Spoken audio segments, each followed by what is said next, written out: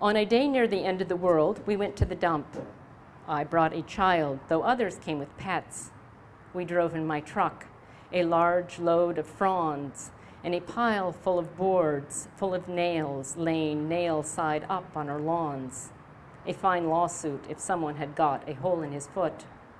The fronds were blown down in a gust, the boards left by clowns, home from a show. We flung them, fronds and boards, nails and all, up in the air. They fell down on the heap of the trash of the world. When we were done, we walked up the mount as a stone rolled down, and spring drew near with no zeal. I lived in France for 11 years, and 2 poems that I'm reading tonight are part of a manuscript that I wrote while in France, and they are half in French and half in English. And they are coming out in a book one of these days called Fresh Zebra.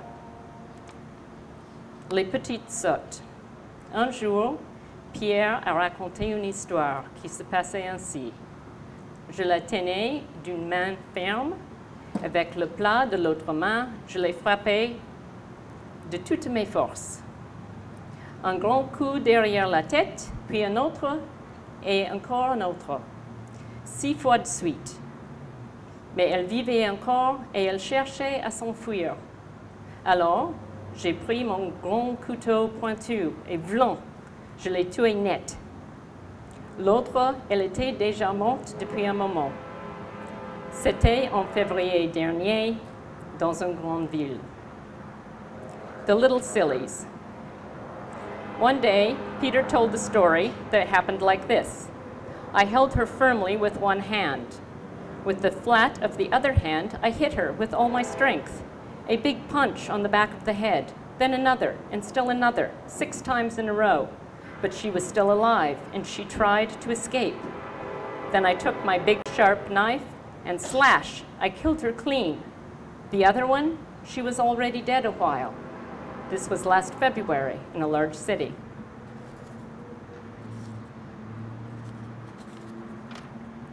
La sécheresse. Pierre a ouvert le rideau de la fenêtre. Il a glissé sa main par-dessus la vitre, sans avoir envie de la casser. Derrière lui, il voyait le visage de Marie, joyeuse. Elle était une belle poupée. Pierre s'est retourné vers la fenêtre et il a continué à tuer une mouche avec un couteau. Ce geste a fait un bruit sec au bord de la fenêtre. Dans 8 jours, s'il ne pleut pas, nous manquerons d'eau, a dit Marie. Qui a poussé ce cri? The drought. Peter pulled open the curtain of the window. He slid his hand over the glass without feeling like breaking it. Behind him, he saw the face of Mary, joyous. She is a beautiful doll. Peter turned back to the window, and he continued to kill a fly with a knife. This gesture made a dry noise on the window ledge. In 8 days, if it doesn't rain, we will be short of water, said Mary. Who let out that cry?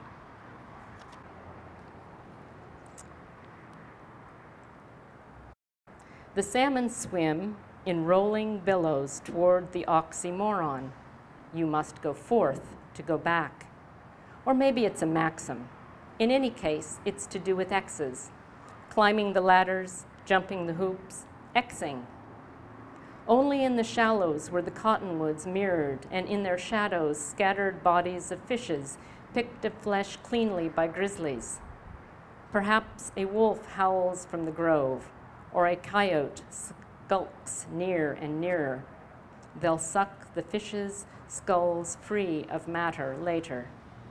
Still, the river flows stiff with salmon, tooled man marooned ashore.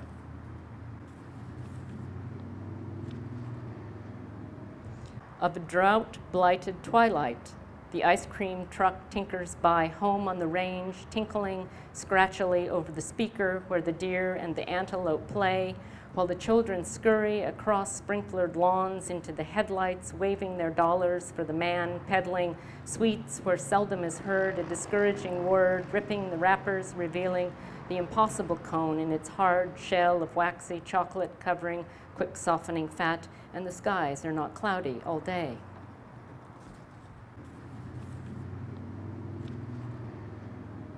One, pets.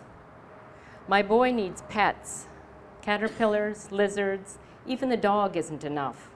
His 7-year-old need tightly wound. He seeks connection to nature, a way to ground himself separate from his airy mother. 2, hyacinths. He takes an egg from the fridge and wants to plant it in the earth along the flagstone path where he's buried the bulbs. Flowers may push skyward in spring or just grow purple toward hell. He could not read the directions without my help, which I did not give. I tell him the store-bought egg is not fertilized. He can't make a pet like that anyway. Put it back. 3, bascour, barnyard. In the Auvergne Mountains, his other grandmother has a farm. In the bascour, he says, barnyard, say I. Eggs turn to chicks. Even his aunt got a chick from an egg that had been a week in the fridge, then put under an unhappy eggless hen. A primitive consolation for that hen, I say. She got lucky. He's seen the roosters do their fertilization business. He knows how it's done. I explain that's why the French egg became a chick, but his will not. I figure this is all he needs to know. 4, nest. Experience tells him that eggs need warmth. He makes a nest of toilet tissue in the bulb box where he keeps his egg in his room for 3 days without success of a chick. Next, he wraps the nest in my heating pad. No amount of heat, I say, will coax a bird from that egg. 5, the oven. Unconvinced, he resorts to the oven, where he places his egg without my knowledge. In the bitter morning, I turn the oven on to heat the kitchen, and as the room begins to warm, I hear a sizzling explosion. I open the door cautiously to find baked eggs stuck everywhere. The stink causes a gag effect, and we must vacate the finally warm room. His need to pester come to climax.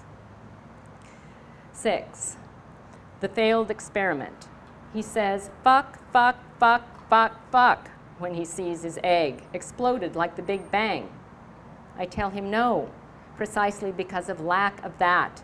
A store-bought egg will never hatch. 7, men use love to get sex. Women use sex to get love. I explain. Egg, sperm, coitus. Lizard, chicken, worm, but no rooster, no chick.